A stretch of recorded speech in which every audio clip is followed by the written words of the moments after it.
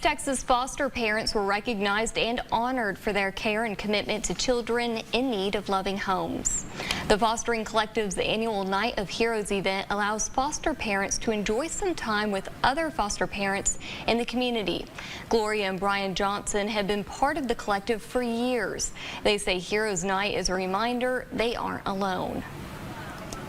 I like to say when I'm leading my mom support group that we are people who get it. There's certain things that are unique to families who have adopted or fostered that are not like any other family, and we all get it, and that's just very comforting. The night featured a red carpet, games, and worship music. Nearly 8 months go into planning and organizing this event every year.